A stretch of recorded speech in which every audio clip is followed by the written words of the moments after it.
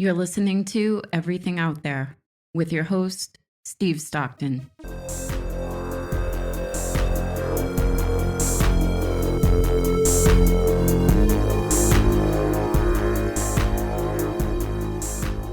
Hello, friends.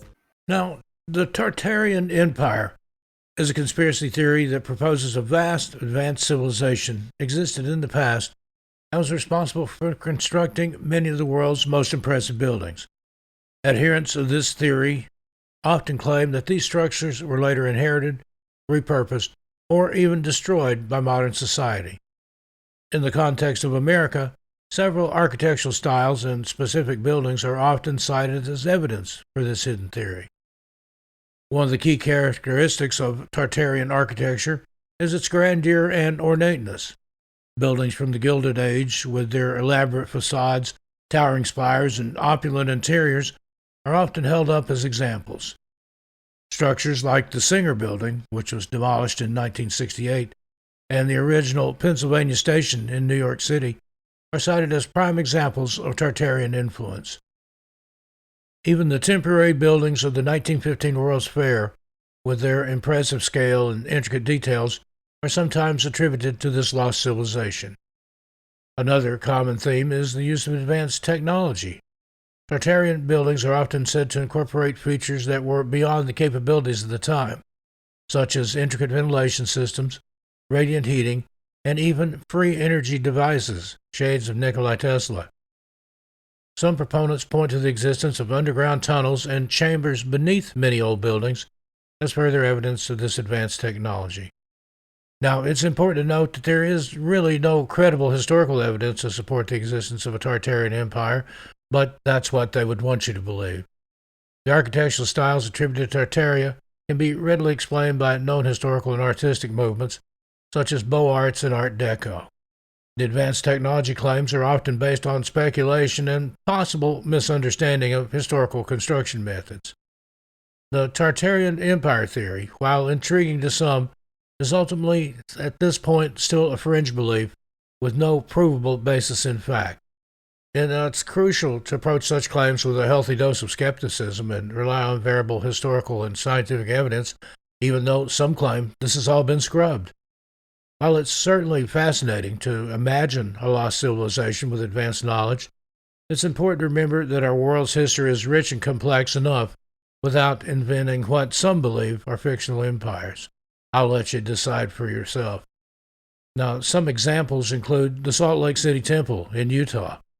This grand building, constructed by the Mormon Church in the late 19th century, is often cited for its intricate stonework and imposing presence. The U.S. Capitol Building in Washington, D.C. With its neoclassical design and prominent dome, the Capitol is a landmark. Tartarian theorists often point to supposed inconsistencies in its construction timeline and the existence of underground tunnels. And then there's the old City Hall in San Francisco. Before it was damaged in the 1906 earthquake, this building was known for its ornate Victorian architecture. Tartarian proponents claim it was far too advanced for its time. And then there's Union Station in Washington, D.C. This Beaux Arts masterpiece with its grand halls and classical statues is another Tartarian theory favorite. And there's the Chicago Cultural Center. Originally the Chicago Public Library, this building boasts stunning interiors with mosaics, stained glass, and marble. Tartarian theorists often claim such opulence was beyond the capabilities of 19th century builders. And then there's the New York State Capitol in Albany. This massive building with its elaborate stone carvings and grand staircase is also often held up as a Tartarian masterpiece. And again, another city hall, this time in Philadelphia, Pennsylvania. Once the tallest habitable building in the world, this structure is known for its ornate towering clock. Tartarian theorists often point to its size and complexity as evidence of a lost civilization. Then let's go to Ohio for the Cincinnati Music Hall. This Victorian-era building, with its grand concert hall and intricate details, is another Tartarian favorite. And back to New York City, the Grand Central Terminal.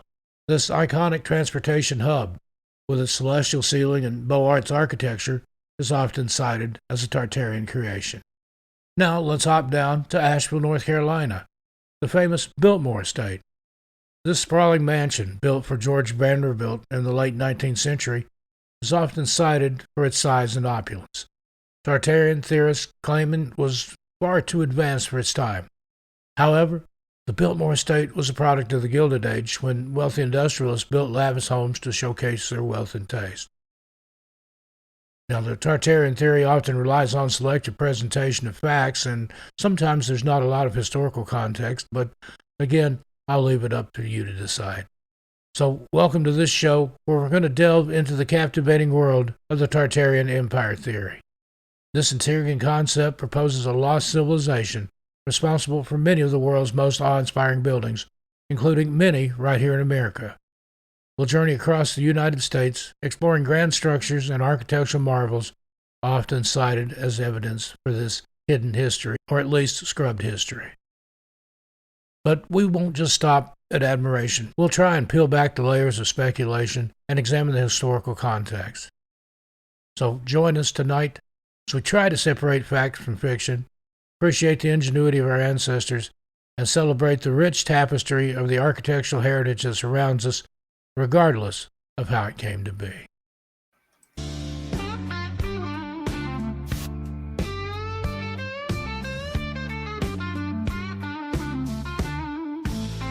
On the airways, Steve Stockton roams, tales of ghosts and haunted homes. Through the static, weirdness flows.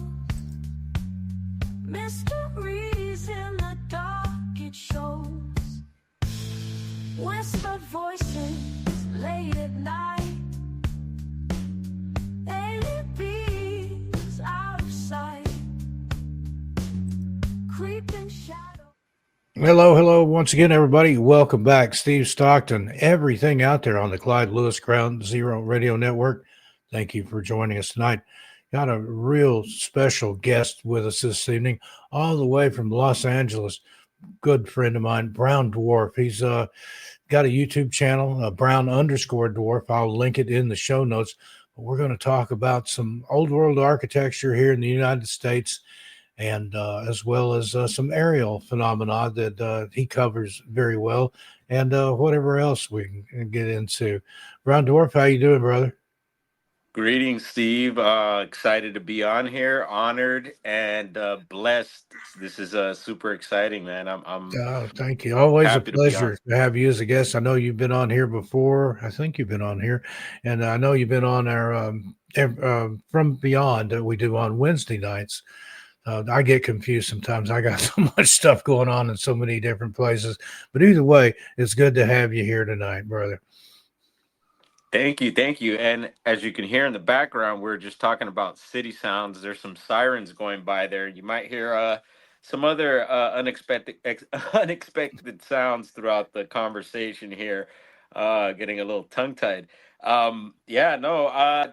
The architecture, yeah, we could dive right into that stuff. It's a recent topic that I see a lot of people have been getting into, and I see some of the information's come across your way, and some people call the topic old world, or they'll call it Tartaria, Yeah. and that kind of is I would say enclosing a large subject. You know, they just for short we just call I'd like to call it old world, but the word and the name Tartaria comes up a lot in this subject. So one of the first things that was brought to my attention was it was through my brother who actually brings up a lot of things to me, and it's a younger brother of mine. Um, he started showing me some information about some of the old buildings in Los Angeles here, and some of the information that he was relaying to me wasn't fitting with the mainstream narrative, and I found that really interesting off the bat.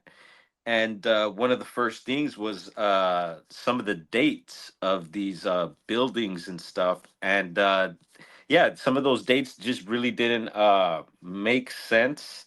There was also the amount of time it took to build some of these buildings also is very fishy. You know, some of these buildings, surprisingly, they say it's a year or two that they build them. I found some that were even is 6 months that they were building these buildings, and it just doesn't seem to match with the timeline and the knowledge and the tools that we had at the time. I feel.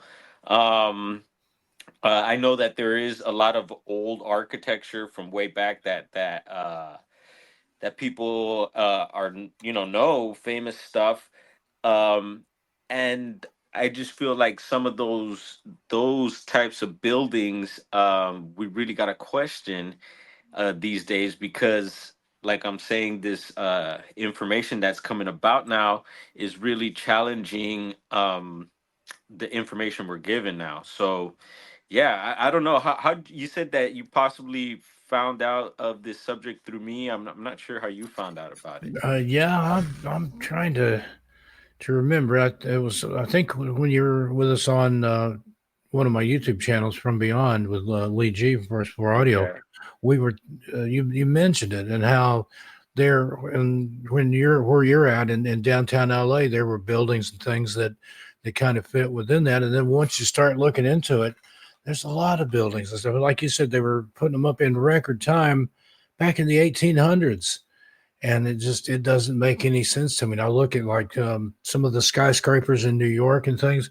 The thought that with the tools and the I guess the aesthetic or whatever they had at the time, I don't think they could build buildings like that today. I mean, I know when I lived in Las Vegas, they were talking about one of the big casinos out there, that they expected it to exist for about 50 years, and then they'd knock it down. It's I can't think of the name of it, the one with the dancing waters out front. I lived out there for 10 years, but I thought, 50 years for these giant resort casinos that they build out there, that's not a very long time. And here they were, they're building these buildings in the 1800s without the advent of modern tools, especially, electric tools and things like that. It boggles the mind when you sit and think about it. I mean, that's one of those things I always just took it for granted. Yeah, there's this beautiful architecture, these cathedrals, these skyscrapers, and you think, how did they build that with the technology and the tools available to them at the time? It doesn't make sense. There's something not jiving here. We're not being told Right. things, I think. Yeah, yeah.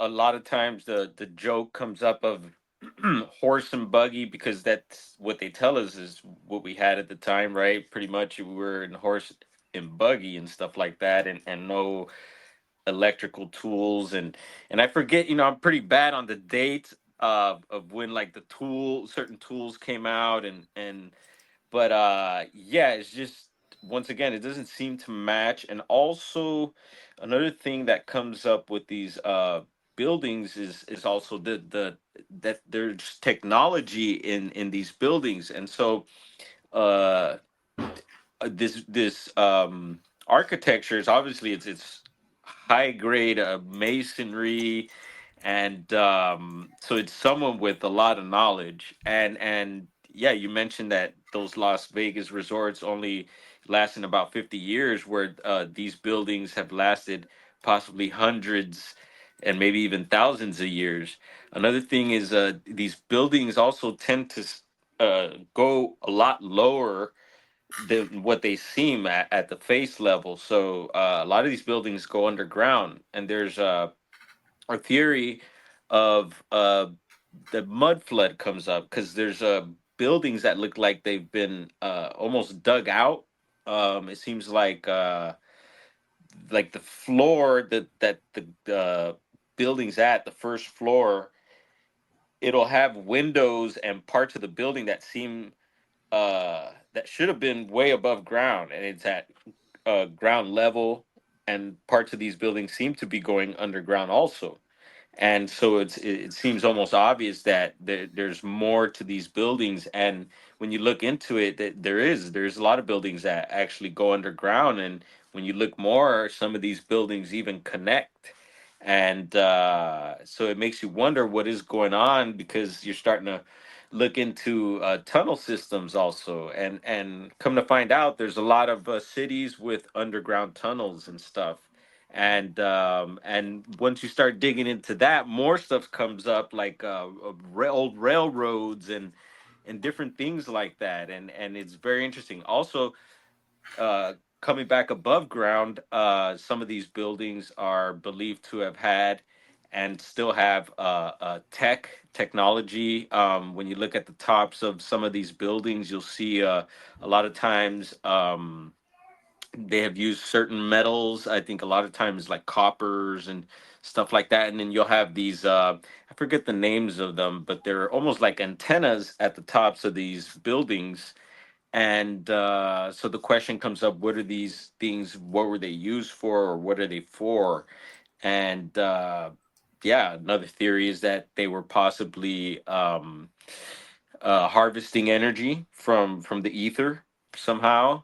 And yeah, it's just fascinating stuff. And a lot of times, these buildings are also seem to have been stripped of these certain things, just parts of the buildings that could have been, like I said, valuable metals and maybe art and stuff like that.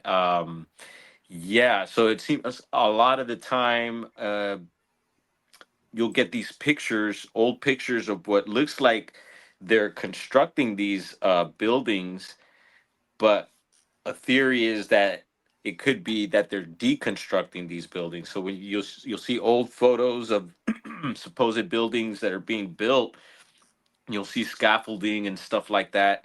And so with the picture, one would think, oh yeah, and they tell you the story. Okay, it's being built, but a lot of us never stop to think that maybe it's being deconstructed. And so yeah, that comes up. And yeah, it's just so many more things. A lot of these buildings also are just massive in size.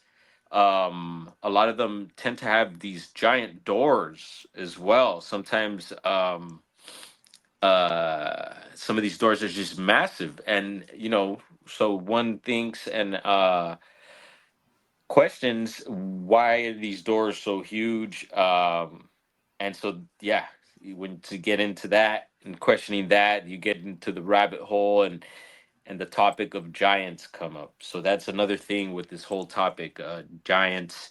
um Going back to the tech, there's also talks of airships. People we call them blimps now these days and stuff like that. Or they used to call them zeppelins as well, I think. Hmm. Uh-huh. And so there's possible evidence of them having airships even before, I guess, whatever date we have put on our first blimp being out. And yeah, that's fascinating to think that there was already aerial technology way before they tell us. Yeah, it's very odd, and just a lot of questions. And I feel like there's some answers coming our way. There's a lot of interesting people doing research on this, and I tend to follow them for the latest stuff. And I've also been doing my own boots on the ground stuff. Being here in Los Angeles, there's quite a bit of this old world stuff around here, and it's fascinating because it's beautiful, but also fascinating because a lot of people don't realize what we could be really looking at. And when I say that, it could be that it's remnants of an older civilization, a civilization we haven't learned about, we haven't been told about. And so yeah, I've been on this trail here trying to figure this out, and it's just yeah, it's an exciting thing. It makes you look at life differently. I definitely have a different perspective when I go to different places and cities and stuff like that, because this stuff is worldwide. It's all over the place. And one theory is that whoever was building this stuff, um, it was a worldwide thing because a lot of similar architecture could be found throughout the world, and so it's like it makes you question what's this connection here, this style of building. And there's different styles of stuff too. I've been learning the different types of architecture. You have your like a Gothic style. There's even a Gothic revival. I think people are kind of making stuff up too, mixing different styles and making up their own. But yeah, they have your Art Deco and your Greek, Roman Greek style, Romanesque. There's all these different types of styles, and some of them also tend to mix. So you'll have a building that will look like it has different types of styles of architecture as well. And people question that. Yeah, it could be that when different types of people were occupying those lands, then they added on to those buildings and stuff like that. But yeah, fascinating stuff. And then once again, the giant thing. People might be thrown off like by that, but there is a lot of excuse me, a lot of evidence pointing towards the, the giants being a real thing, so I definitely believe in it.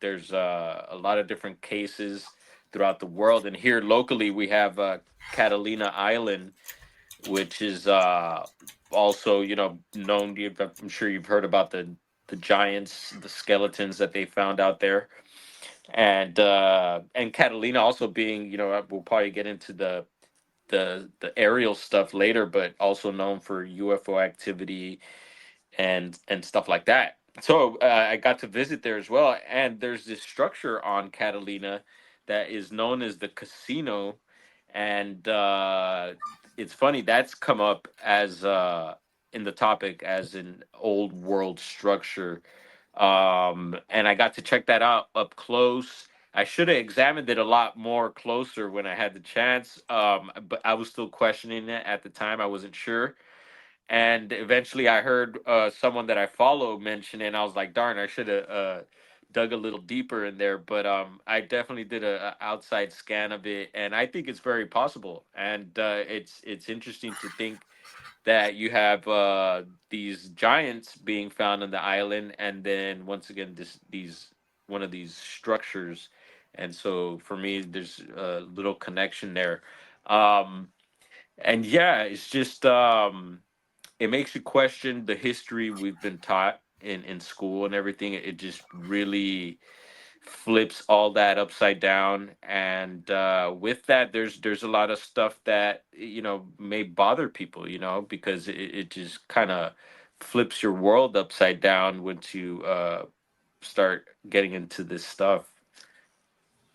Yeah, and the thing that surprises me about Tartary, the Tartarians, there's a map that I found, and it's from like 1900, or something like that. I've never seen a map in any of my schooling that had that on it, yet there it is. And it's not, like I said, it's not a map from biblical times or a map from even a few hundred years ago. This is like something from the early 1900s. There it is, but I've never heard it mentioned until lately. And then some of the stuff, and it just seems like Los Angeles is just a treasure trove of the stuff. One of the ones that springs to mind, and I've seen this one. It's out in, just right in the edge of Burbank there. It's called the Portal of the Folded Wings. Have you ever seen that? It's a shrine to aviation. Yes, and you know what? I had looked that up, and I was wondering. I was like, you know what? I wonder if that's an old world, from the old world. And but they do have a date on it, and they do have the name of the supposed architect Yeah, I that think built that. 1920 something, 24, I think, if I remember Okay. correctly. Yeah, it's interesting that you bring that up. That's definitely something I looked into, but I haven't visited that yet. Yeah, super fascinating. And not far from Burbank is Pasadena, California, and Pasadena seems to be like just all old world. You have old town Pasadena is funny. You got the old town Pasadena and Pasadena, and in old town, of course, that's where a lot of these buildings are. And one researcher was looking into Pasadena and pointed out just a bunch of buildings there, and even the city hall is just amazing. And I've gotten to check out a lot of these buildings there and finding more in the area. But the Rose Bowl, he believes um, that that area there was probably full of a bunch of buildings as well, but was maybe somehow either covered up, because a lot of times these golf courses and stadiums and stuff like hotels is another thing that seem to cover up a lot of these places where these buildings used to be. And they say just Pasadena seems to have a lot of this stuff there, and there's something about Pasadena too. You can feel it. It has a very like to me like a haunted vibe, a haunted feeling, spooky feeling. And there's been a lot that's gone on there. I mean, you got NASA, JPL, Jack Parsons, and that whole, Yeah. that's a whole other subject we could get into there, but that's all within that area there where you have all these Yeah, buildings and I'd stuff. forgotten Jack Parsons was a resident of Pasadena and blew himself up while supposedly working on special effects for Hollywood. But he was working, I think it was fulminated mercury that he was playing around with. But he was also a follower of Aleister Crowley and was into some dark magic and some things like that. So who knows for sure? I mean, this was a guy, founded the JPL and stuff. You think he would know what he was doing with something relatively simple like fulminated mercury, but it is very volatile. I understand. But yeah, I'm a big fan of Parsons. I like reading about him and some of his exploits and stuff. There's a was a book of Sex and Rockets, and then there's another one about him. That's just fascinating, fascinating stuff. Oh yeah, and I'm gonna be doing something on it. I've been kind of procrastinating on it, but I'm waiting for the energy to get out there, and I want to be able to do it as proper as possible. Kind of touching on Parsons. There's this area there known also Devil's Gate Dam, where I guess they would go and blow up a lot of the rockets because it was out of high. They were still in high school, I believe, when they were hired by I think it was the military, or I'm not sure who, but to help make explosives and stuff. And so they were out there blowing stuff up. But there's a whole pretty dark and occult stuff, and yeah, where he lived, the parsonage, this mansion that he had, where a lot of this occult activity, wild parties, and yeah, very interesting stuff. And I know the mansion is no longer there, but I'd like to check out that particular area. I think they got maybe a house or some apartments there now. But yeah, all that happening in right here in Pasadena.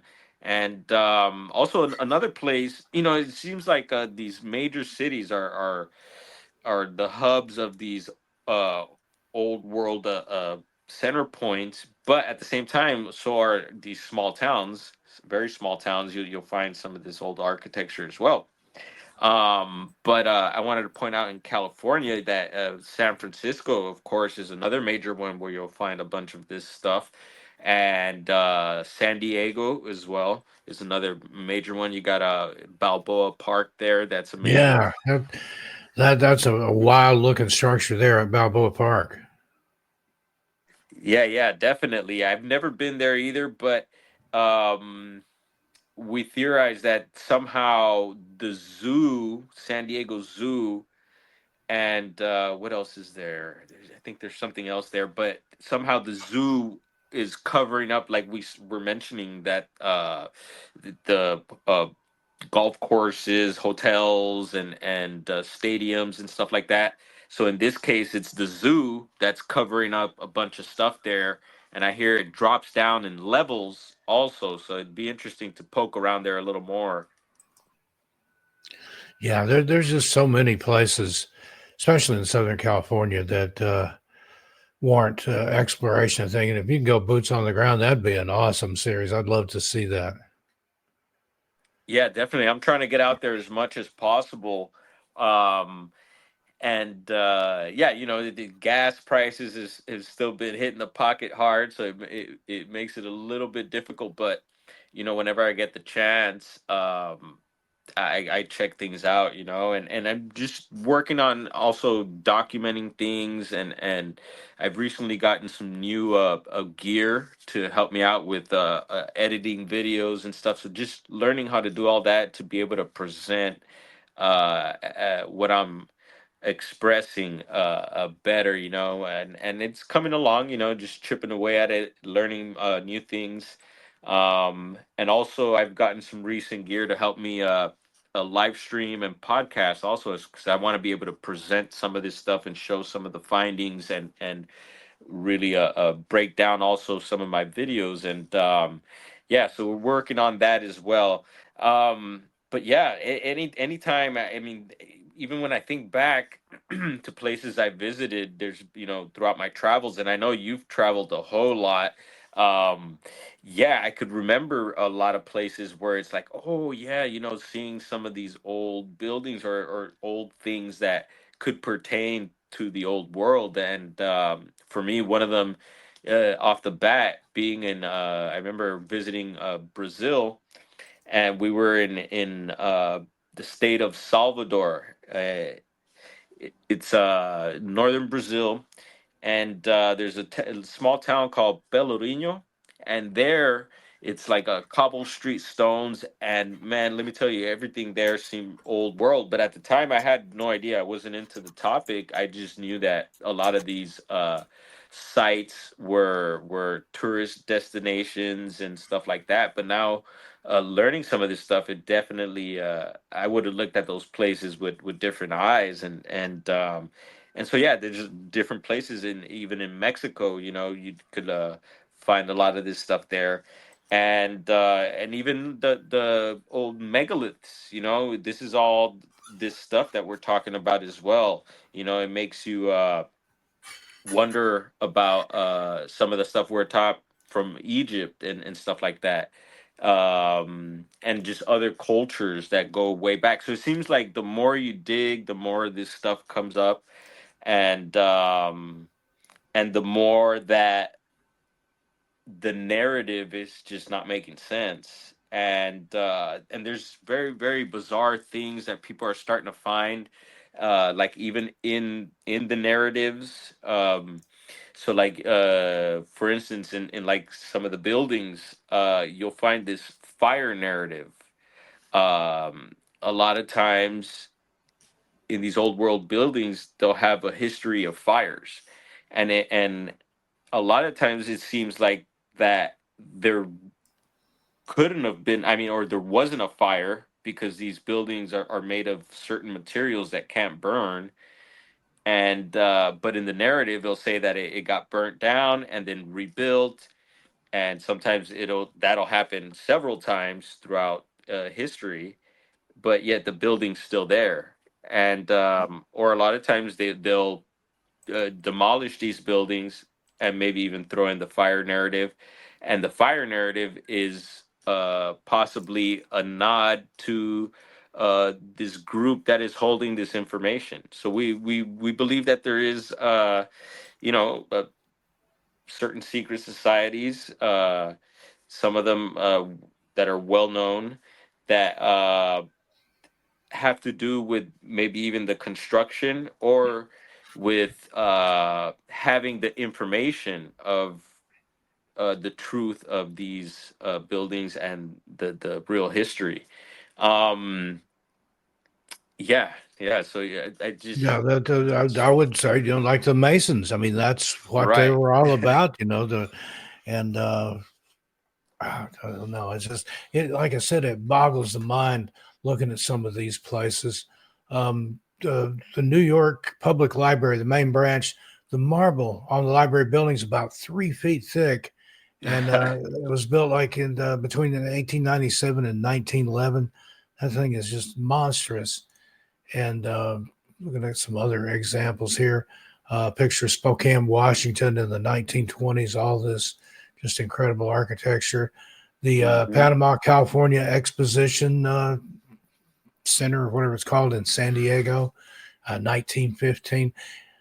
There's a shot here in Montgomery, Alabama in 1906, and it looks totally unlike anything I would have expected to find in the deep South at that time. Right. And then another thing is the population.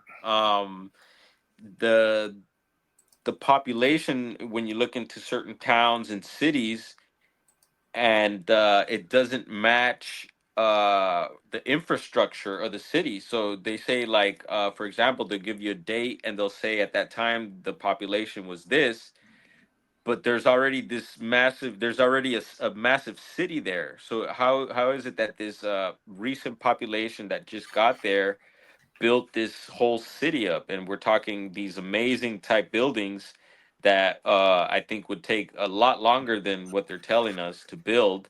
And so it just, once again, it doesn't line up, and yeah, there's for we're talking, trying to give examples. Another one that pops into mind is the Empire State Building. If I'm not mistaken, they say that was built in I think it was a year or two. Yeah, just I can't see that happening. And another one I wanted to mention, I've seen this one been 2 or 3 years ago. I spoke at a UFO conference in San Francisco, and got there a couple of days early, did some sightseeing, went to see the Palace of Fine Arts there in San Francisco, and that place is phenomenal. Take a look at that sometime. And again, that's see what year that was built here. 1915. This is when it opened, and Wow. and I see a lot of domes everywhere. Yes, There's domes. A lot of the capital, state capitol buildings, and our national capital things. You'll find domes prevalent, and then there's a lot of Masonic things hidden in the geography and the way things are laid out in definitely. Washington D.C. as well. Oh yeah. Yeah, and there's the talks of these structures also possibly being on certain ley lines and stuff like that, energy points. And the domes are there to concentrate the energy. And something Yes, I was reading, I think it was on Reddit, so your mileage may vary, but it was talking about how a lot of these places where there's a dome, then there'll be some sort of tunnel right underneath that to the dome concentrates and gathers the energy and then puts it in the tunnel and then shoots it along the lines of the next place or something like that. It wow. sounds very Tesla-esque, and I'm talking the Yeah, so Tesla, there, the inventor, not Elon Musk. yeah, right. And so the topic of free energy comes up, and that possibly in these times where when things were up and going in this civilized possible civilization we're talking about here, that there was free energy going around, and high tech stuff, a lot more teched out than we are here now. I know we feel pretty teched out, and this is pretty cool that we're able to communicate like this right now. I'm using my phone at the moment, and it blows my mind. But from what I hear and what we theorize is that they're slowly releasing some of this technology that was already around slowly back into the public, and then we have AI now.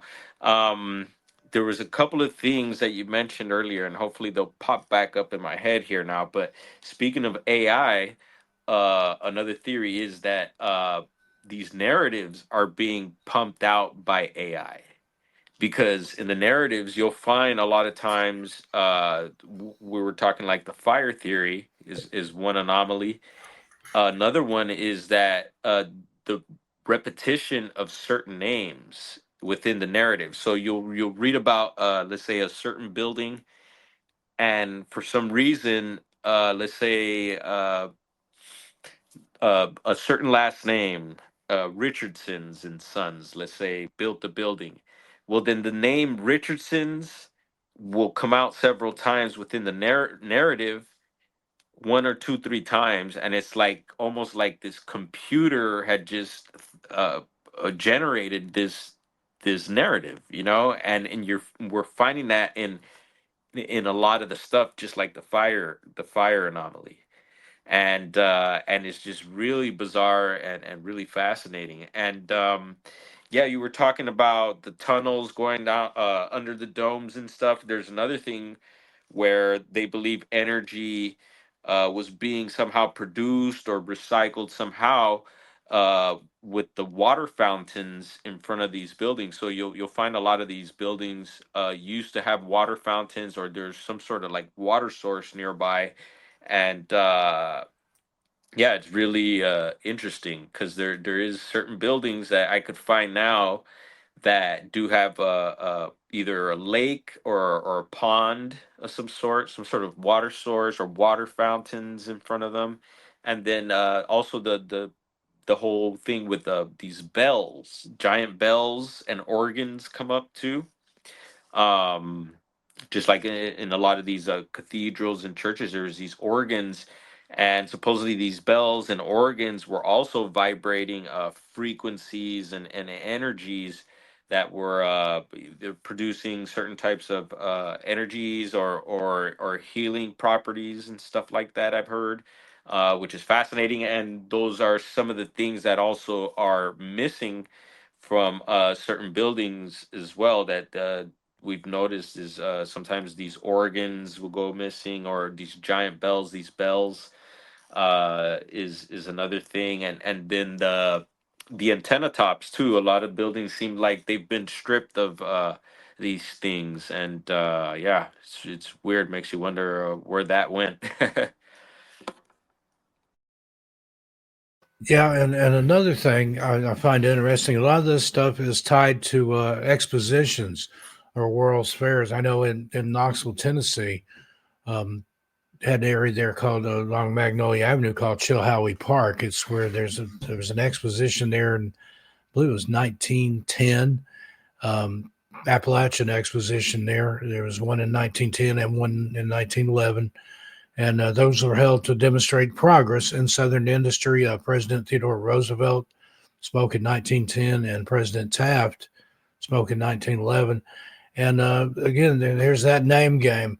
Um, uh, the large exhibit hall was designed by an architect named Graff, and then there was a Tennessee marble bandstand designed by a different architect, no relation, named R.F. Graff, same spelling of the last name, and also Graff uh, made zeppelins. You know, we were talking about the blimps earlier. Well, these expositions saw the first airplane and zeppelin flights in East Tennessee. So there's all this just weird overlapping stuff that you wouldn't think would have anything to do with one another, but yet it does. And there was we were talking about the earlier the zeppelins and stuff. There was between I think it was between I want to say 1876 to around 1897. There was just a whole wave of mysterious airships uh, with electric lights, propellers, the whole deal. They're reported flying in California, Texas, and the Great Lakes area here in the United States, and then some other places in other countries. That's, I don't know, kind of a UFO flap before the modern day UFO thing even got started.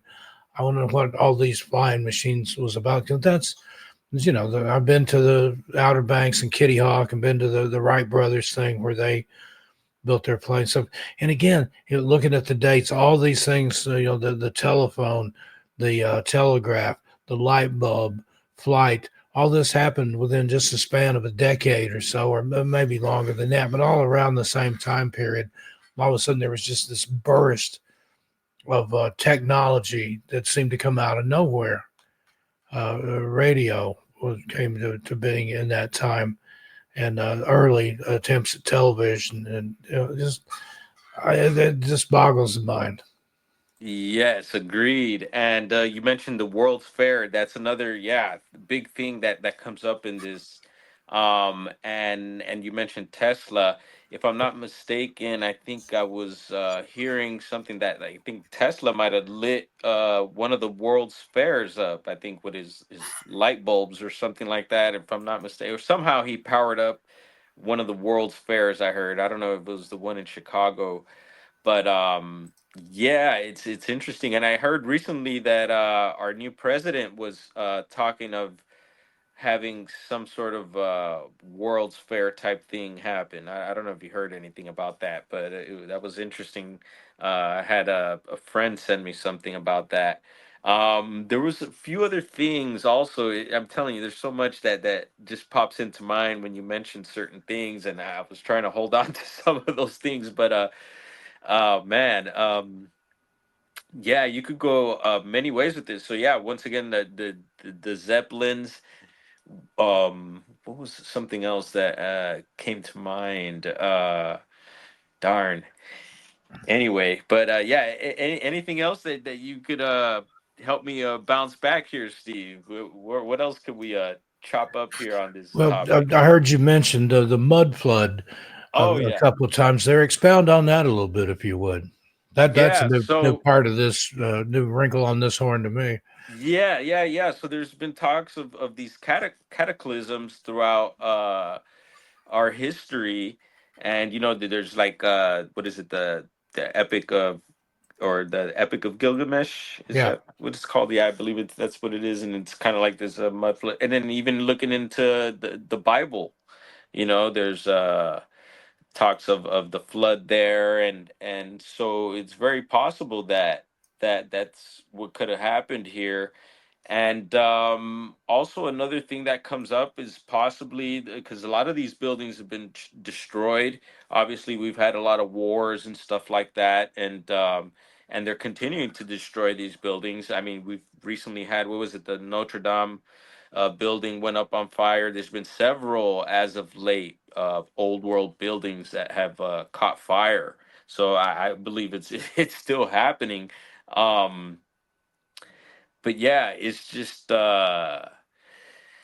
yeah, I don't know. I think there's definitely something happening here, and we're starting to see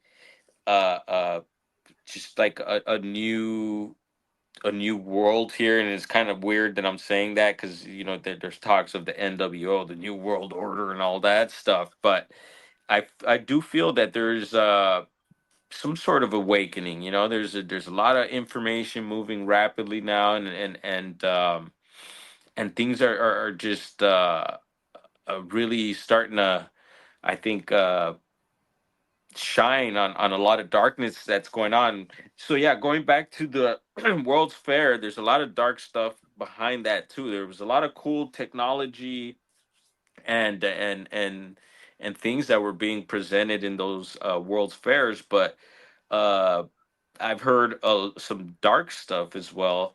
There's talks of the incubator babies. There's talks of just certain races being almost displayed. Uh, yeah, just things that make you question certain morals and stuff like that. But yeah, so talking about these incubator babies, once you get into this, it throws you down another rabbit hole, and that's the rabbit hole of the the orphan train kids. So I don't know if you're familiar with this or heard anything about it. I've briefly heard about it, but let the audience know what you're talking about there. Yeah, so and like I said, I'm no expert in this. I'm learning with everyone at the same time, but there's been talks about that, like repopulation of these places. So once, for instance, here in the U.S., yeah, we talk in our history. We talk about our a lot of ancestors and stuff like that coming from Europe and different places, and the natives were already here, and but there's this talk about that some of these repopulation sites, different major cities, were actually being repopulated by orphans and stuff like that, and so people started tracing back their lineage, and a lot of people are finding that their ancestral history is stops at a certain point, and they can't really like remember anything from there, or can't find anything else from that point, and it's really odd, and and so it makes you question, where are these orphans coming from? And you'll find that a lot of these old world buildings were asylums and also orphanages, and And so it makes you wonder why are they using these buildings for that? It's almost like they use those types of buildings for a reason. And so yeah, it gets real sketchy and murky, but the information is there once you start getting into this stuff. And like I said, it gets dark, so I'll just leave it at that and leave it up to the audience to dig from there. But it is definitely an issue that comes up when you get into this stuff.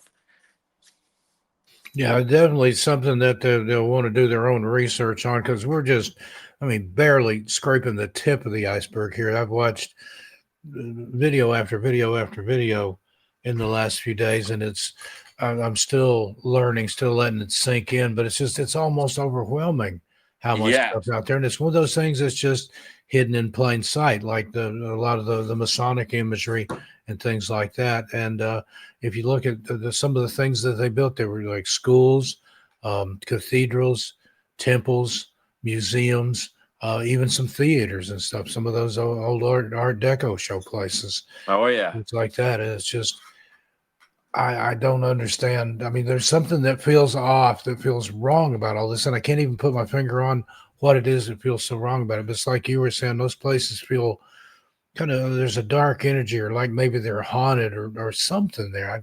It's hard to describe. It's just a weird, eerie feeling. Definitely. And so yeah, all this once again, it makes you question our history. And for me, I feel like our history, especially the history that we've been taught, has really damaged a lot of us. I feel like it's separated a lot of our country and our world. But I don't know, I feel very much connected to people, no matter where you're from or where you came from. I love all people, and being here in the US is just a melting pot, especially here in Los Angeles. And I just feel like we all have a part in this, whether you're native, whether you came from Europe or Africa or wherever it is. We all have something to do with this, so we're all included somehow.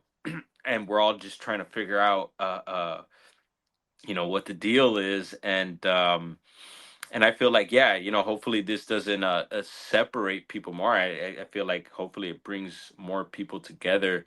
And as we learn, more, hopefully more people get into this and share their knowledge, because there's a few people that are have come out as of late, talking about their lineage and stuff like that, and finding out that there is something, up. Some people don't remember certain things and stuff like that. And yeah, it's bizarre, and definitely something I'm going to keep looking into.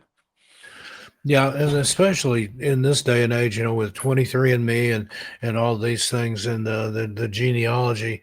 I know my brother years and years ago looked into ours, but you can only get so far back, and then you seem to hit like a dead end, a brick wall there. And I don't know if that's by design or just the record keeping and thing. But then you look at other places, ancient civilizations and stuff, you can trace all kinds of things back. But then here in America, we as a people only go back so far. And did find some interesting things out about my family. Had people that served under George Washington, and then I had people on both sides in the Civil War, and now mainly British, English rather, on my mother's side. They immigrated over from England and landed in the Cades Cove area. And my mother was, I think, second generation. My dad's family, they were from Middle Tennessee over on the Cumberland Plateau. They were from, I think, Scotland and England, and then they mixed with the native Cherokee there. So I'm an eighth Cherokee, I think, on that side. But it's in now over there, like where my dad was from. You can only trace things back so far because as far as proof anyway, they burned the courthouse there in Jamestown, Fentress County during the Civil War. So I tried to trace that Cherokee lineage back, and I know which relative it was, and I can find her on the Cherokee rolls. But the marriage certificate and all that was lost in the courthouse fire during the Civil War. So I know it, but I can't prove it. One of those things. Interesting. Yeah. Yeah, I'm telling you, with this topic, there's so many things, and I know you can't do it all within a couple hours. That's for sure. I mean, there's so many angles of this that you could just pick at, and that's why I feel like I was just a little scrambled in this conversation. I was like trying to cover as much possible I as know it's possible. just all over the road, man. But that's good. I mean, this is literally everything out there. But it's such a scattered topic, and there's so many separate and interesting rabbit holes to dive down. It's a whole web of stuff there. Yeah, yes, it is. And another one, for instance, is like the symbol of Tartaria. And I feel I'll say, people will call it, like I said, the topic Tartaria, but I don't feel it's all Tartarian all around. Like, these Tartarians were everywhere at once, and I don't know if it's like that. It comes across like that when you get into it, but I think there's more to it. But we say Tartaria to cover the topic, and that their symbol being a griffin. And so you'll find in a lot of these buildings, and in certain architecture, you'll find these griffins. And so could it be that was their symbol? And when you get into Tartaria, that was, I believe, in like northern Russia, and I believe it was the Russians that eventually had taken over Tartaria. Um, and then you had mentioned the maps. That's a whole other topic. There is you get into these old maps, and there's some very interesting ones, and the way the certain land masses were laid out, and certain land masses that were around and no longer around, and you'll see the name, the Tartaria, sometimes spelled a little different, and yeah, the maps is just a whole other wormhole there. Um, yeah, I don't know. It's just so many questions. And we could definitely get into this again, and hopefully focus on certain little points. But yeah, because the airship one thing, it brings up modern day UFOs also that we're having. I did want to touch on this a little bit. We did mentioned in the beginning, we were going to talk a little about the aerial phenomenon that's happening here, and as of late it seems like things are ramping up. You're getting these drone sightings, and so outside our shop, my brother and I have a skate shop, and there's been a bunch of sightings, and it's some of the videos you'll see on my channel. um it seemed like, yeah, it was alarming just to see how much activity was going on there. And so we were talking these airships, and then high tech. I think it comes across my mind that I wondered, like, well, did they have UFOs then? I mean, even in Vedic, old Vedic text, you hear about these Vimanas, UFOs, way back then, and so I think it's very possible, and could it be possible that some of that technology is still around, which could be some of these sightings we're having now as well. I don't know, but definitely something to think about, and yeah, very just strange times now, eh, Steve? Yeah, absolutely, and that's a old Chinese blessing and a curse. May you live in interesting times. And brother, we are right in the middle of all kinds of 32 flavors of interesting. Just some good, some bad, but interesting nonetheless. Well, Brandon, let's take a little break here for about 5 minutes, and then we'll come back and pick up where we left off. I want to hear the story behind some of those fabulous UFO videos that you have on your channel. We'll be back Sounds good. right after this on everything out there on the Clyde Lewis Ground Zero Radio Network. Attention all Ground Zero fans. Aftermath.media is celebrating our 4-year anniversary with a spectacular deal just for you. Wow! For a limited time, you can get an Aftermath Premium yearly subscription for only $79. That's right, just $79 for a full year of exclusive content, ad-free listening, and premium features.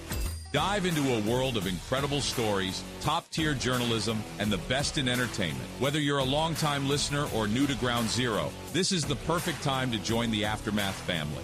Don't miss out on this amazing anniversary special. Visit aftermath.media today and sign up for your Aftermath premium yearly subscription at just $79. But hurry, this offer won't last long. Celebrate with us and elevate your media experience to the next level. Aftermath.media, the ultimate resource for parapolitical and paranormal fans. Visit aftermath.media and subscribe today. That's aftermath.media.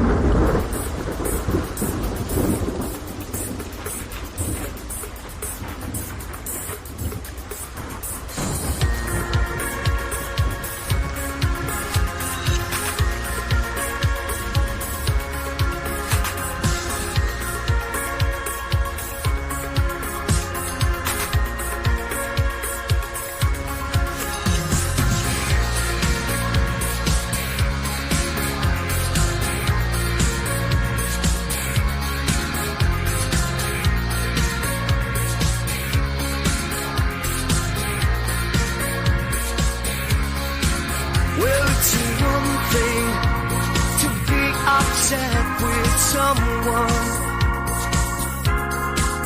Yeah, one thing to hold a grudge over one mistake. Oh, one mistake isn't much to make. It's one mistake.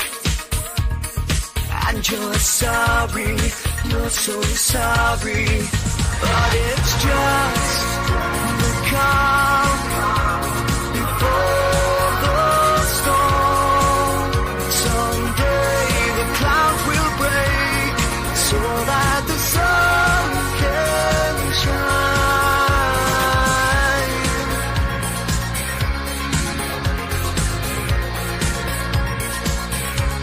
Well, ain't it something to be in love with someone? Ain't it just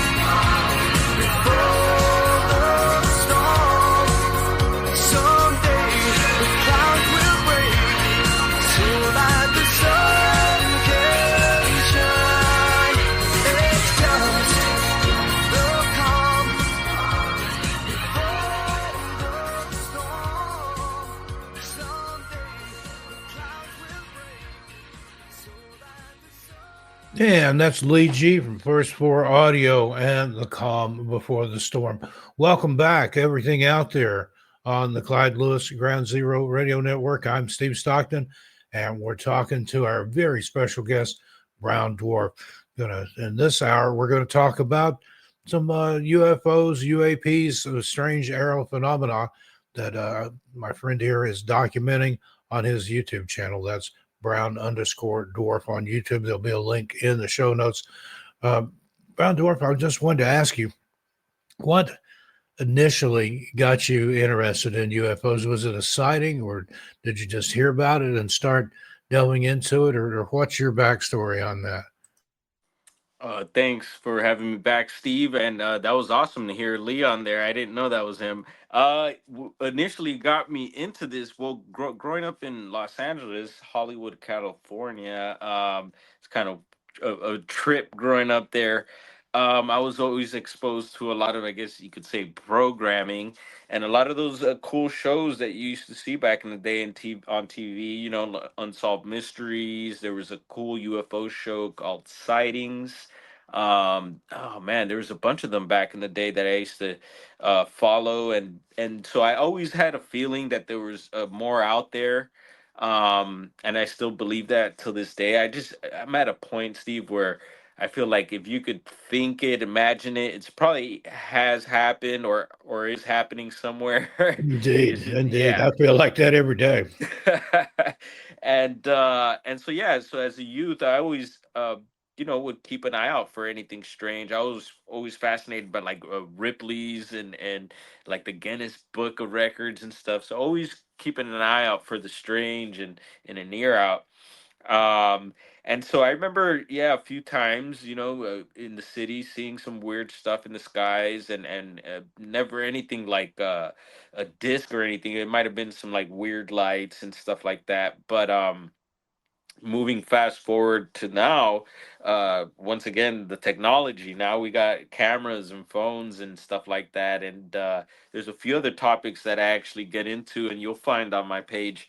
But with those topics, I've been collecting different gadgets, cameras, thermal imaging and night vision and stuff like that, and just to help once again, to document and to help present what we're capturing and what we're trying to express here.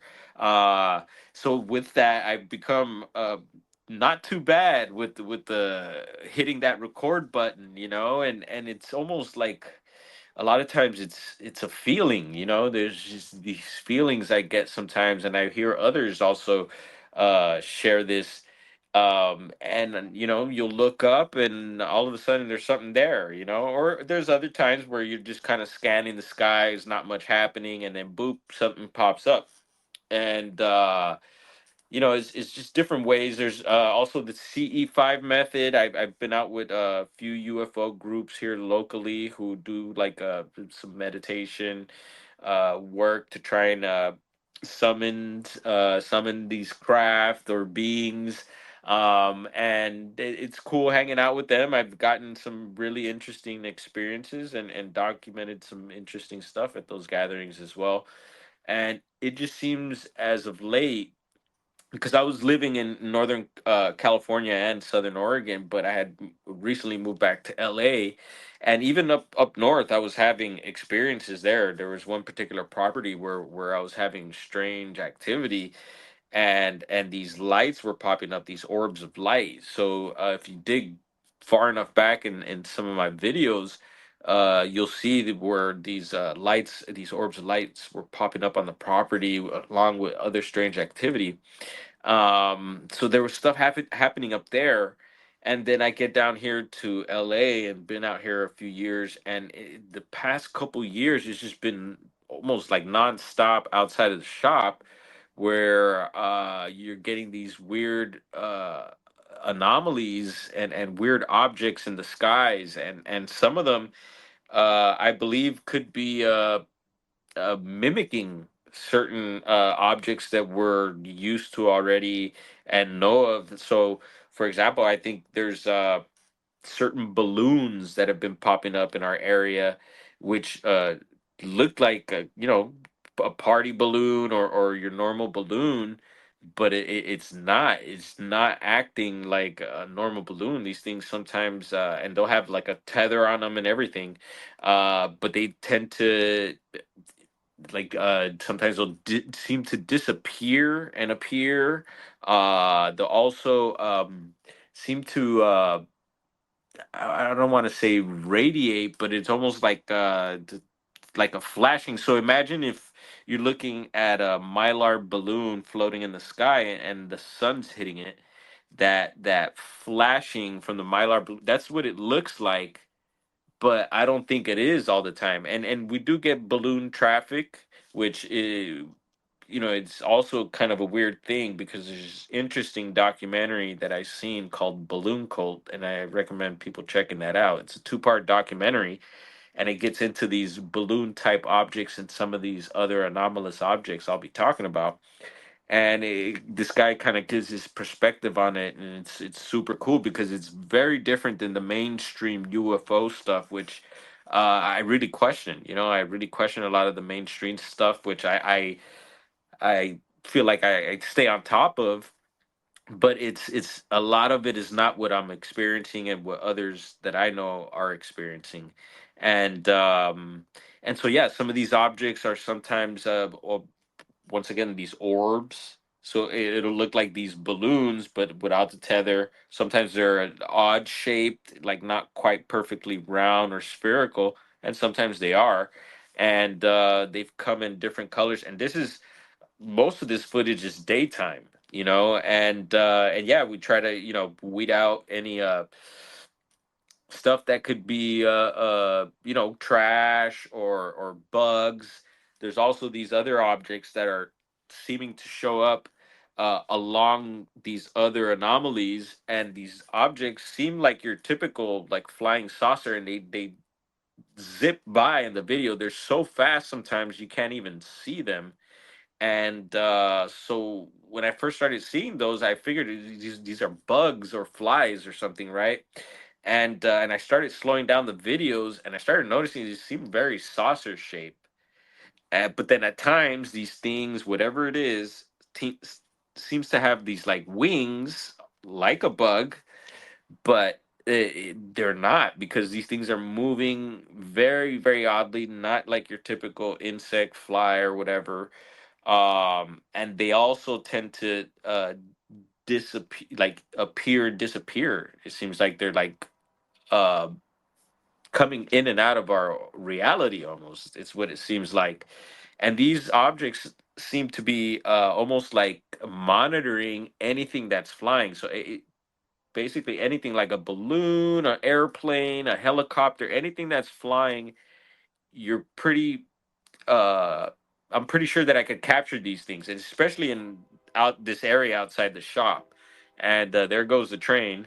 Um and so it's something about the shop. So I've met with this other YouTuber that has really been looking into these, and he's not too far away from where I am, and he's in Marina Del Rey, and he's also noticed that these things possibly give off a almost like a sound, like a clicking sound when they appear. And he believes that they are some sort of UFO UAP. And he calls them dragon UFOs, because he thought they were dragonflies at first, but he's convinced that they're not. And I also don't think that they're bugs, but they do look like it sometimes, but they're not. They're something strange about these things, and I could send you plenty of timestamp pictures, and like I said, there's plenty of videos posted. As of late, there I did capture one night vision video, and this people might find a little more cool, because most of the times it's these orbs, these balloon type, these dragon UFOs. But I did capture what looked like a triangle UFO craft, and this was at nighttime, and here in Los Angeles, and this was just maybe month ago, a few weeks ago. And so I don't know if this triangle was actually, because it looked like maybe six different balls of light, but in the formation of triangle. And so I don't know if those were separate objects or they were one solid mass object. And what came to mind is the TR-3B, I believe it is, and it's an aircraft that's ours. And so yeah, I don't know, I think people find that more fascinating than the orbs and the other stuff, which I think the other stuff is a little more cool, because I do believe that TRB3 is our technology, possibly hybrid technology with ET, but I think those are definitely ours. But nice, it's really nice to see them fly by, and it was an awesome capture. And that's my thing too, is to be able to document, what it is we're doing, because I feel these days there's just so much talk, once again, in the mainstream, people, trying to figure out how to make a buck, and there's a lot of money. I feel like there's a lot of money in this, and that's not what I'm after, but people are making money and stuff like that. My thing is just to be able to capture these things on video, and to bring whatever data back, if possible, to share with everyone out here, but yeah, something definitely going on outside of the shop there, because it seems to be a flight zone for LAX traffic. And then what I've been noticing also is this whole lot of military traffic going by. So we're getting these choppers, different types, Apaches, Ospreys. The other day, for the first time, I guess they're called are they called the Giant Stallions or something like that? I think it's King Stallions, and they were flying by. It just gave this odd vibe. It's like something's going on here. And so I've been capturing a lot of that stuff as well. And when they fly by, you're getting these odd uh, things flying along with them. So I wonder, it could it be some of their technology? Maybe some sort of new tech that they got that is just monitoring things. I don't know. I wonder, or could it be, ET? Maybe there's a mothership somewhere, and they're sending down their little drones to monitor stuff. That comes across my mind. So many questions with this also, but yeah, if you ever want to try and come and have a sighting, I could. The possibilities are pretty high. I don't guarantee it, but yeah, come check out our shop, and things are happening there. And there's a lot of strange people around there too, man. It makes me question some of it, because we're close to downtown LA, and I wonder about some of these people sometimes. It makes me wonder if they're ETs. Yeah, you never know. I've met some people like that before. Just let everybody know what's the name of the shop and where they can find it.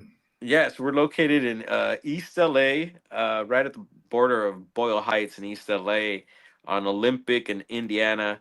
And it's called Sky's the Limit Smoke Shop. So it's a smoke shop, but we have skateboards, art supplies, clothing, and all types of other stuff. We just recently got a alien painted in the front, and with the UFO and a Bigfoot there. So we're keeping the theme going along with the business here. I love it. um, but yeah, no, it's super odd, and LA has been known it's a hot spot for the UFO stuff and the ET stuff. So it's not really surprising to me that all this is happening. What does surprise me a little is that yeah, I don't know. I feel like I wish I could get some maybe some so-called experts out here to see what's really going on. It'd be cool to have some more professional people, maybe some people with some better gear, or just some different ideas to see what we could do here. Even like some of the groups that I've mentioned to them about the activity there, and I've had one, maybe two people come by, and yeah, things have happened, and but it'd be cool to have a whole group there. Maybe I might start my own little group on certain days, and we'll have a night watch or day sky watch there, and people could come and buy snacks and drinks while they're at it there. Yeah, that'd be cool. Get up on the roof or something and Yeah. scan the skies and see what you can see. I love stuff like that. Now, Yeah. you mentioned the insects that aren't actually insects. I've heard of that before. I talked to a guy one time that claimed he was getting buzzed by a dragonfly that wasn't a dragonfly at all. He said it was mechanical, but it looked just like an actual dragonfly. So Yeah. again, that's one of those things hiding in plain sight. What better way to spy on people, or whether aliens or some shadow government, or three-letter agency or something? If you had something that looked like a bug, Yep. nobody'd even pay attention to it. Most people. Yeah, and I do believe we have the capability, and it's probably already, like I said, it's probably already happening. Yeah, there's Um, some kind of miniaturized, sub-miniaturized drone yeah, that, about the it, size of a dragonfly. It's scary to think about. yeah. What's interesting, you said that this guy got buzzed. I had two people as of late. Actually, one guy is a YouTuber, and he's doing fascinating work. And actually, I want to hook you guys up because of what he's doing, and he's capturing similar stuff, and he's not far from where I am, so he's in the same area. We're getting the same activity, and he's just as good as capturing stuff, which is amazing. And so it gives me kind of confirmation on what I'm doing. And he would be great for your UFO show, and even for this show. I Oh, do want to put you guys. absolutely. Send him my way. I appreciate Yeah, that, brother.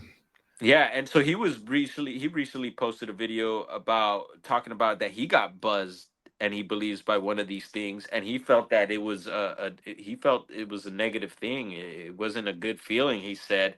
And the funny thing is that I had another buddy that I mentioned this stuff to, and he talked about, he showed a friend, and he said that his friend feels like he got buzzed by one of these things. And so I'm getting all this feedback now about people being buzzed by these things.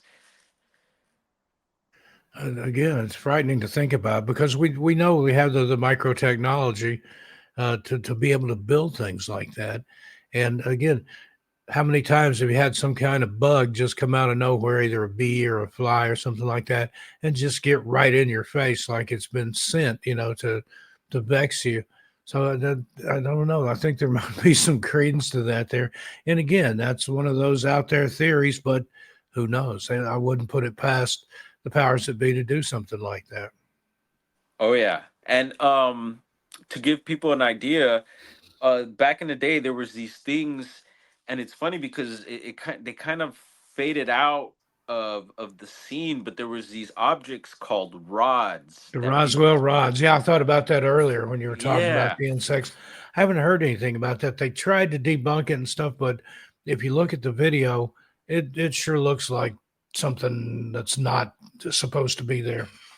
Right. So it's very similar to these things, and some people say that that's what these things are. But I think there's several other objects that are very similar to the rods as well, that are doing the same thing. They're just zipping by super fast, and now with our phones here, bumping up in camera quality, we're able to capture these things. And so yeah, we're gonna keep digging it and try to find out what we can. And it's another interesting thing. There was a TikToker, a man, I forget what state he was in, but he was showing a bug, a mechanical bug, like you were describing, and saying that this thing, yeah, he had, I guess it buzzed him, and somehow he got a hold of it, and he was showing it off. And I mean, who knows if it's really real? I mean, it could be something he just put together and is, making this stuff up. But it looked interesting, and we were in touch for a bit. I haven't been on TikTok much, but yeah, there's a lot of stuff going on over on that platform too. You- on every platform, there's the, you got to weigh the stuff out, and TikTok is one of them, but there is some good stuff going on over there too. So yeah, I definitely want to get back in touch with that guy and see if he's gotten any recent information on those things. Now, have you ever heard anything about giant insects? Giant insects. No, not really. But what I have heard, keeping on this topic, is that possibly some of these aerial anomalies could be actual beings themselves. So like these things that we're seeing in the sky could be actual creatures themselves. Yeah, So I've heard that theory. Well, the reason I asked, when I lived briefly in Vancouver, Washington, I had a roommate that went outside to smoke one time. It was about 2 or 3 o'clock in the morning. She was out on the porch having her cigarette, and something moved between her and the street light. And she looked, and she said, and she was smoking a regular cigarette, nothing funny there. Um, she said that there was a praying mantis that was as tall as the street light, that it was blocking the light out. And she said it was the scariest looking thing she'd ever seen. You know, if you look at praying mantis, they're kind of weird looking anyway. But she said this thing had to be like 10, 12 feet tall, whatever the street light was there. She ran into the house to get the camera. And of course, when she came back out, it was gone. But I don't know. That's weird.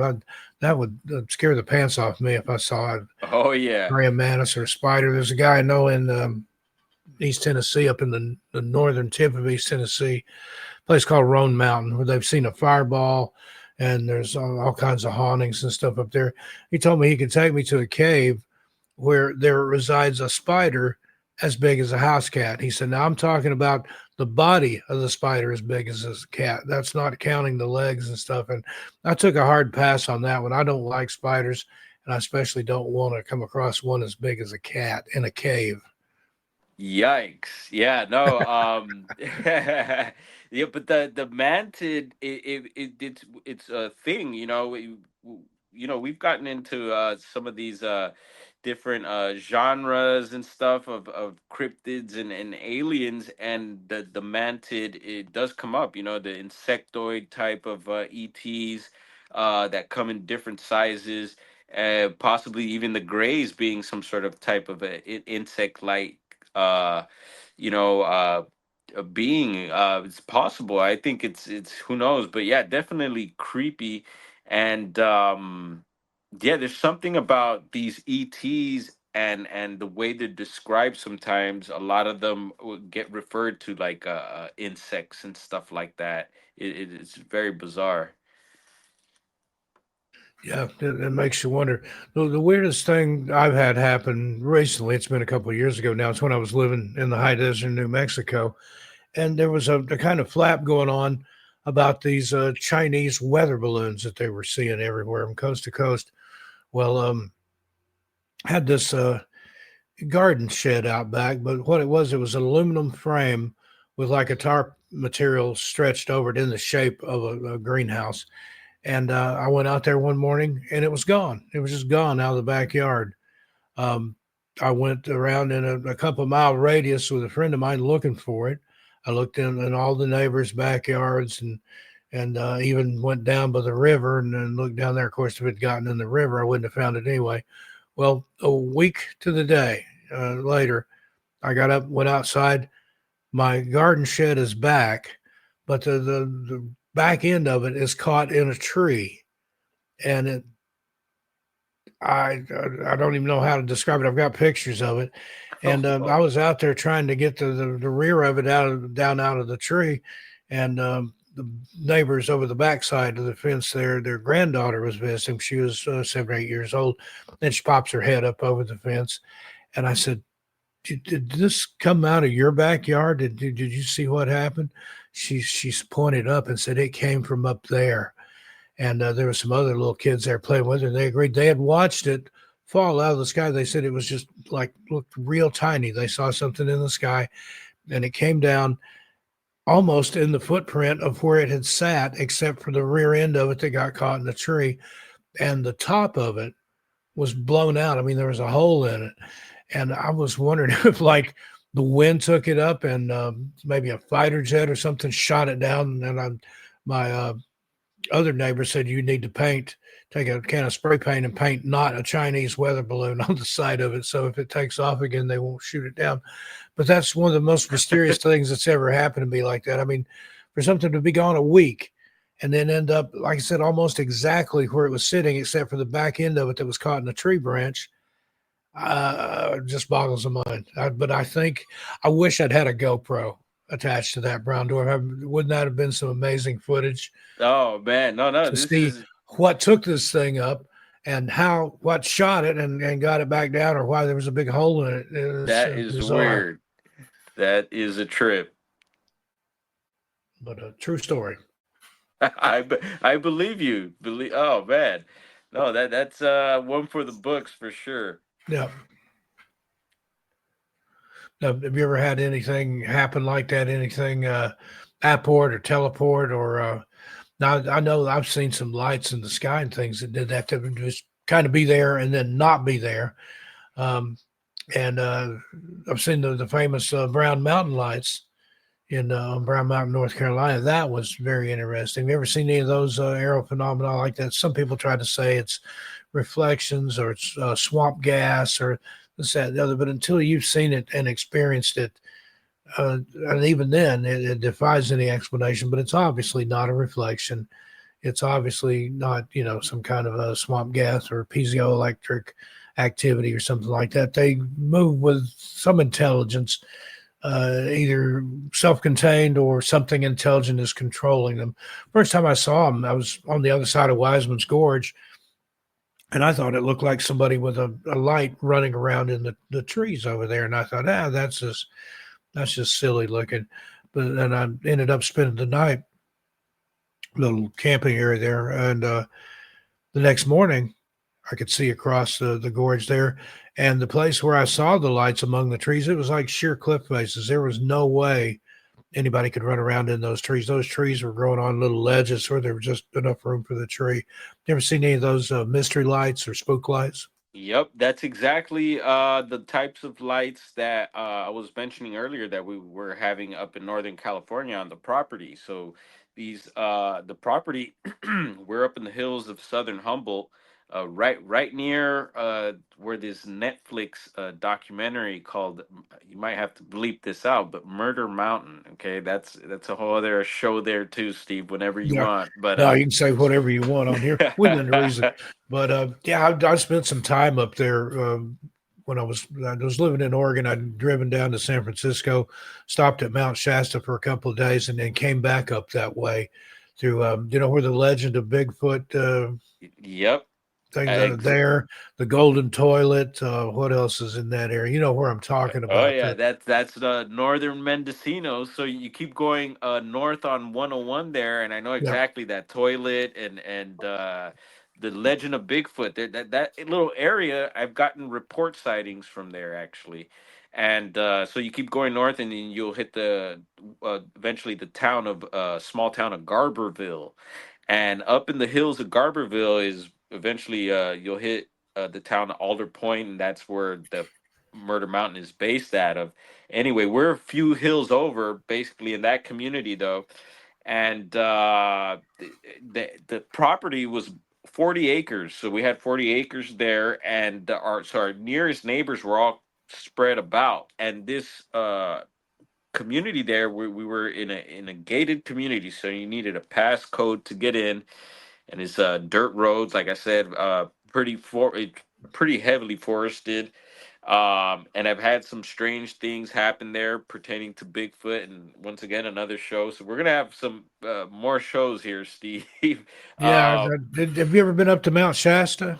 oh yeah, yeah, I'd like definitely. to, and again, that's another show for sure.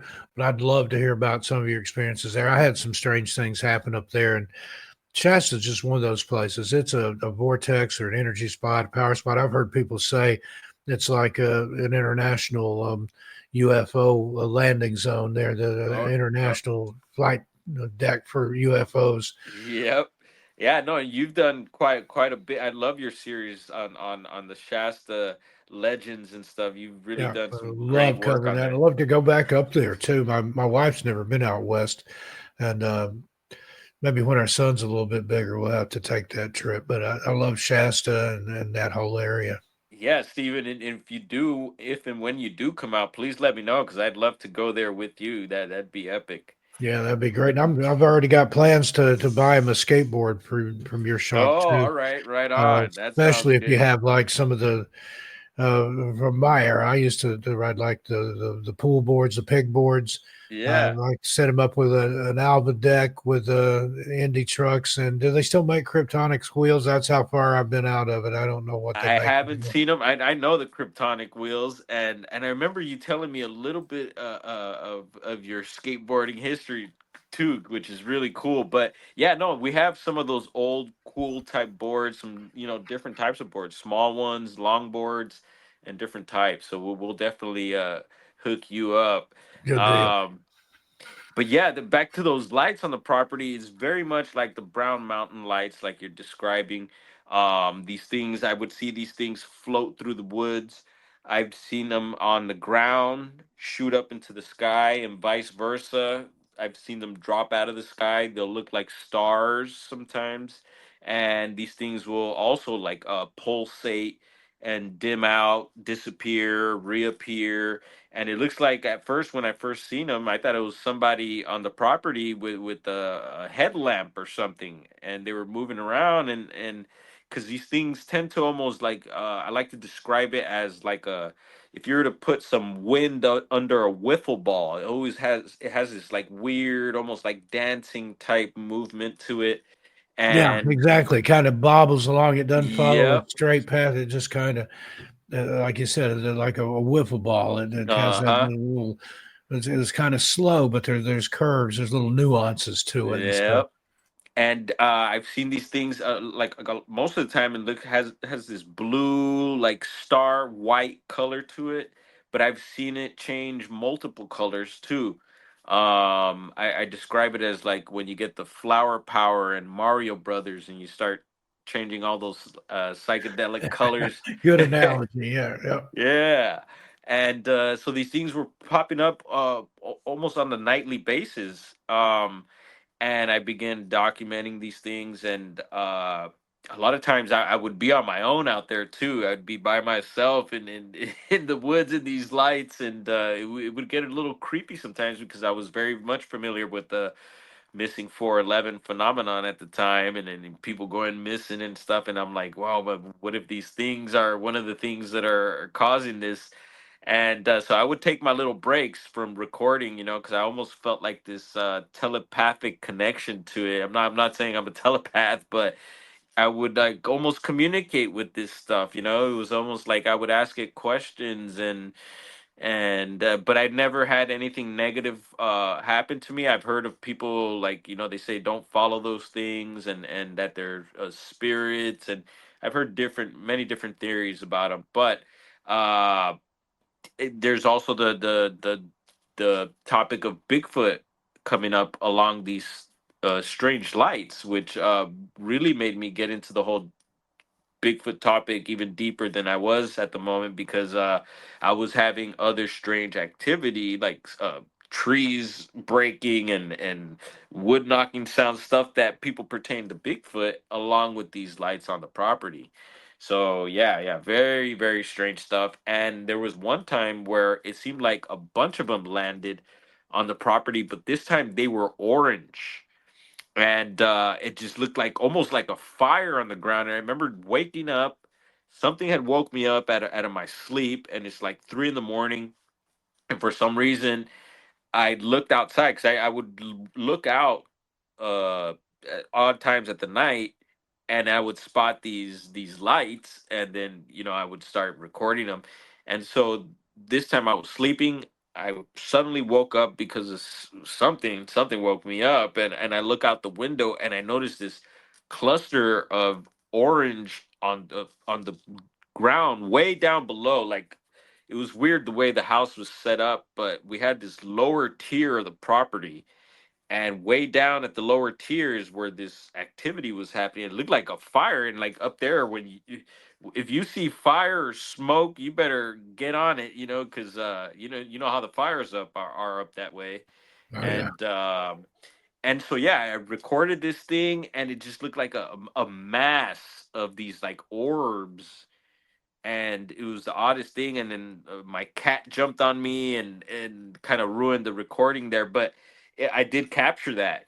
So yeah, if anyone ever wants to check that particular video out, like I said, I've got so many different little videos posted that everything's kind of uh I want to say drowning in my channel there. You kind of got to dig for these things, but if someone in particular wants to look that up, they could always leave me a message and I could repost that in the community page. But like I said earlier, with the new gear and stuff, I want to be able to go through a lot of my videos and kind of do these breakdowns live with people to see what else we could learn from all this. Yeah, that'd be fascinating. Now, I've watched some of your videos there that you release, but do you also do occasional live streams and things like that as well? Yeah, definitely. I try to go live as much as possible, especially if there's something happening at the moment. I mean, sometimes you'll get random stuff, car accidents outside the shop, SpaceX launches, just anything I that I like that. feel. Just whatever's going on at any Oh particular yeah, moment. I love that. I love yeah, that. yeah. Some raw, real life Yeah, I stuff. think one time I just missed when you'd been live, and I went to go in there and watch it, and it was just a replay. But it's still you've got just some cool stuff over there. Just the UFO footage and things alone, and UFO, UAP, whatever you want to call it. And then speaking of that, what do you think the purpose was? I mean, it's been UFOs since time immemorial to me, and then all of a sudden now it's UAPs. Any idea why the media, the powers that be, why for the sudden switch to Yeah, from UFO to UAP? I think it's some kind of neuro linguistic programming. What's your thoughts on that? yeah, I believe so too. I also think, yeah, with everything happening as of late, you have congressional hearings, you have uh, uh, whistleblowers, and all this stuff happening.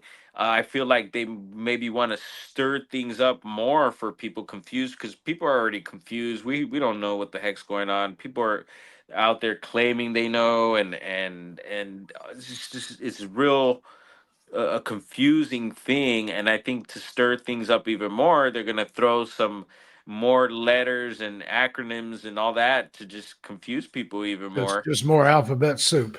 Yeah, and I do believe there is a difference between UFO, because I believe in the traditional. I like to still call them UFOs, which I believe might be, those are ET, unknown, Kind of non-human. the flying saucer type stuff, as they called them Yes, way back in the day. right.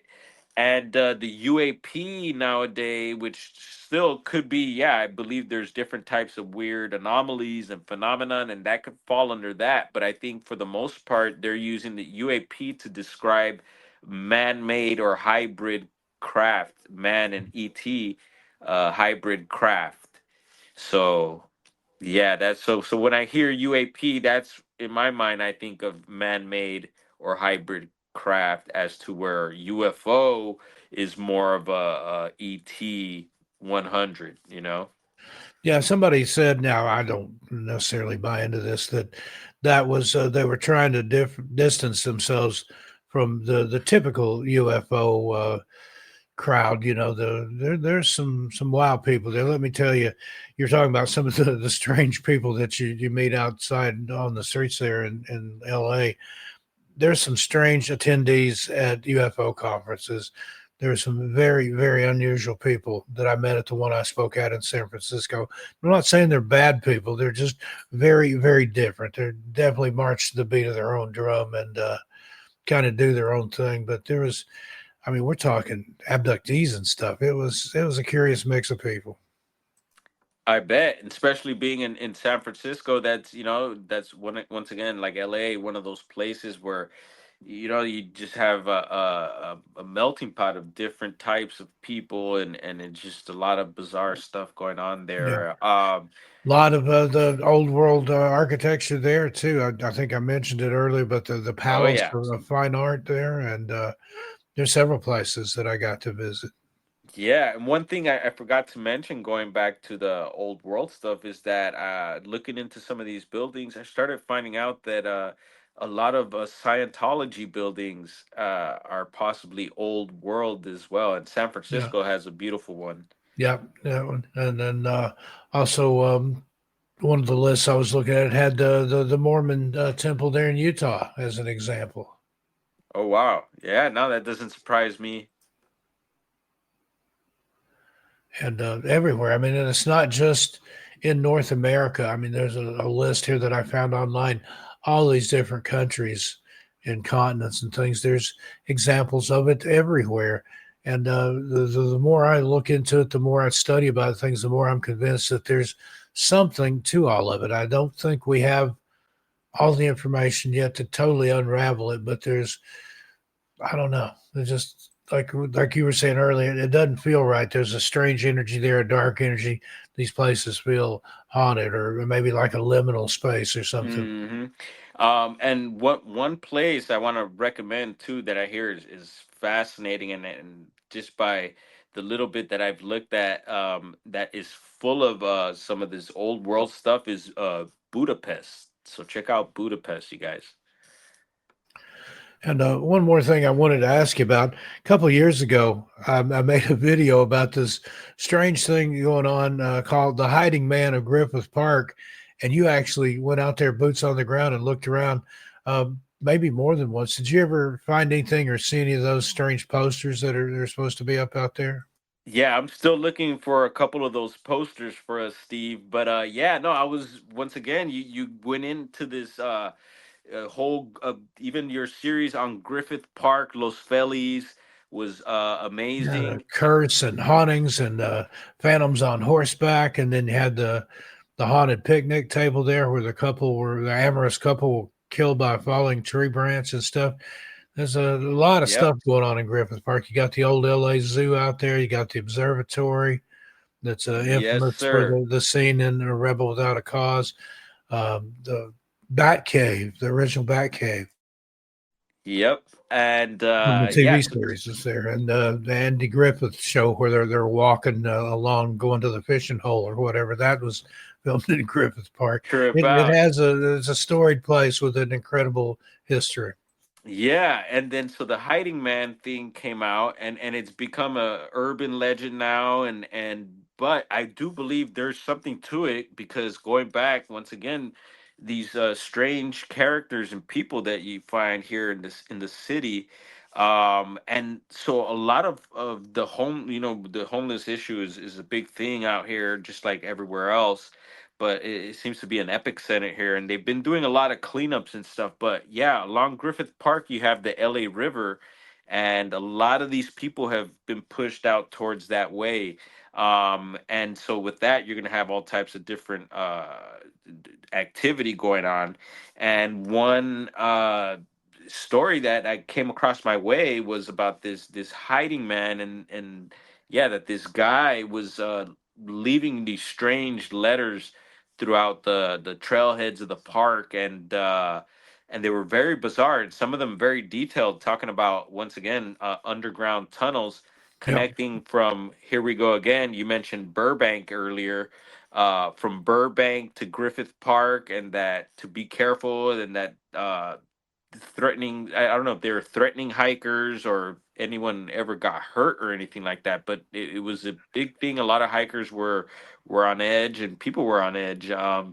And things have kind of calmed down there. I haven't heard anything else as of late, but it's definitely something I want to go back to, continue looking into, because I do believe there's something going on there, especially because he had those descriptions of the underground tunnels and stuff. So I think there's something to that. yeah. That's one of my favorite videos that I've ever researched and made, and especially looking into the history of Griffith Park there, again, the Los Feliz area, and going back to all that. That's another one of those areas. It's just it feels different. Oh yeah, and there's a merry-go-round in the backside of Griffith Park, that if people, if you know Griffith Park, you know the merry-go-rounds, Yeah. and there's it's something about that merry-go-round too. I believe it's haunted, but there's been several murders and suicides there lately. So I don't know what's been happening, what's up with that little area, but it's just as of late, there's been some really creepy uh, murders and suicides. One was, I believe, a guy was found hung from a tree there and set on fire. And so it's like, yeah, what's happening here? Is it just people doing this, or is it something more sinister? Because all the other paranormal stuff comes to mind, and yeah, it's very very weird. Now, have you ever been up to look at the Hollywood sign there on Mount Lee? You know what? I've never growing up in Holland. I never did that. I had a view from my window. I could see the Hollywood letters because I was right off of Western Wilton, Hollywood Boulevard, and Sunset. I was right there. And come to find out, I grew up in the apartments next to where Bela Lugosi, Ah, uh, yeah, Bela Lugosi used to live back in the day. So that was interesting because the reason why I found out that it was there was this hearse that would come by our block, and it would yeah, always stop the dearly next to. departed tour. Yep, that's what it was, and I never knew until recently. And I'm like, well, why would they always stop here? And I found that someone had made a little video on it, and they're like, yeah, Bela Lugosi used to live in this building here. I was like, Ah, what? that's cool. I back in the day, I've done that dearly departed tour. I Oh love wow. that. And then the guy that ran the tour used to have a museum too, and I don't know if either one, the museum or the tour, exists anymore. But it was amazing. Yeah, I believe it should be the Hollywood Death Museum. It probably is then. Yeah, Okay. Wow. and just there's a lot of dark history out there too. Peg Entwistle famously jumped off the H of the Hollywood sign, and then I think else there's a restaurant there called El Coyote. I think's the name of it. That where the Manson murder victim Sharon Tate, where they had their last meal. And Oh. I've eaten there before and sat in the booth where they sat that night. And there's just so much out there. Oh yeah. The And Hollywood Roosevelt Hotel and oh yeah, I went to Knickerbocker. Hollywood High School, right. That's right across the street from the Roosevelt. Yeah. Now, did you go to high school with anybody that went on to be famous? Yeah, there was a one young singer, a black singer by the name of Brandy. I don't know if you remember Brandy. Yeah, I remember her. Yeah, so she went to school there while we did, and there was a couple other young singers also that were getting their name known. I forget their names, but yeah, I didn't see them anytime after high school, but they were doing their thing during high school. But of course, there's a bunch of old people that went there. Carol Burnett. I could remember off the top. Who else? There's a few other people, but yeah, I remember going to school with Brandy. But on the opposite end, Marshall High School, which is our rival to Hollywood High School, while I was going to high school, Leonardo DiCaprio was going Yeah. to Marshall High. What I heard. Marshall High, where Grease was filmed? I think maybe I Oh, don't I know. wouldn't doubt it. I And think it was. you know what? I was looking, even I think it was today. So I was seeing a video of Marshall High, and it's a big old brick building. I'm sure it's an old worlder. Yeah,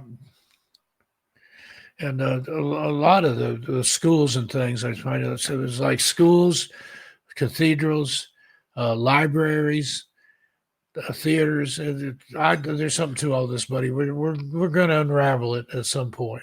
Oh yeah, I think we're getting it in nice increments, and yeah, I just feel like just tapping into the right sources. There's a lot of people doing a lot of good work, and Yeah. yeah, it's just a matter of tapping in with them, supporting them, and like you're doing, helping me out here. I greatly appreciate that, and that's very motivating for me to get back out there. There's so much I want to do, and actually, there's a few things I want to touch base with you with, and I feel like maybe doing what I do and doing what you do, maybe we could put together something, Okay. and yeah, it'd be cool maybe to present for people. Yeah, I'd be interested in any kind of collaboration you can think of. Sounds good. Yeah.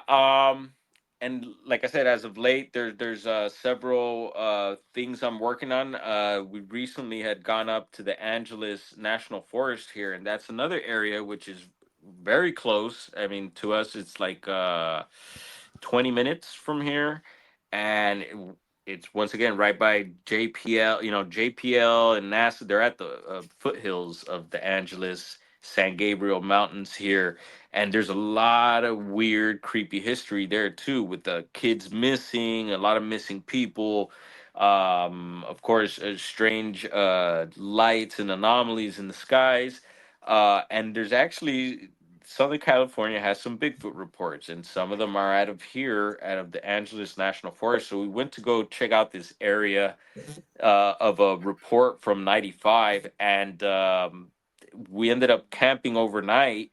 And I was with my nephew and brother, and we captured something on the thermal camera. Steve, it's super interesting, and it looks like possibly the target we're looking for. So I don't know if you've seen that yet. I posted the video, but it's a subject, and it's right near a tree, the base of a tree, very humanoid looking. And eventually my nephew's the one using the camera, the first time using it, and so he points at what he's recording, and when he pointed at it, soon after that the subject ducks behind the tree, and we're like, whoa. And so I'll get that footage over to you so you can get a copy for you to analyze, but that is Yeah, I'd posted like on to the take a look channel. at it. Yeah, check that out. And so we did a follow-up, and we're trying to figure out where this all took place, because this was at night, and we're a little confused on where exactly this was. But we did return. Not much happened on the return, but I will be posting that follow-up, and we're going to continue going up there to investigate and see what this might have been, and to see if there's more activity up there. Good deal. Well, yeah, definitely stay in touch. And any kind of collaboration you'd like to do, just let me know, and I'm in. Well, Brown Dwarf, I'm going to go ahead and wrap this up here for tonight. Any parting words? Anything else you want to say to the people? And again, let them know where they can find you on YouTube and in real Yes. life at your skate and smoke shop there. Yeah. Once again, I want to thank you, Steve. It's an honor, and like I said, a blessing. This is big, to be on here talking to you like this. This is one for my books for sure, and hopefully we continue to do this.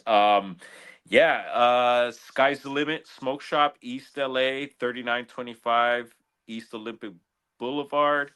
Um, yeah, and then you could reach me at my YouTube channel at Brown_Dwarf, and my handle is at BD4200. Good deal. Well, once again, thanks for joining us here. Looking forward to whatever we get into in the future here. Been a wonderful guest, and said you were the one that really turned me on to this topic, and I love that. When somebody brings up something that I'm not really familiar with, and sends me off on a wild goose chase or a hunt down rabbit holes, and that's what this old world stuff has been. And there's something to it. That was the fascinating part. Again, hidden in plain sight. I just never really paid that much attention to it. But then when you start digging and looking into it and seeing all the examples and all the places and hearing the stories behind it, something ain't right. And see if we can't get to the bottom of it, brother.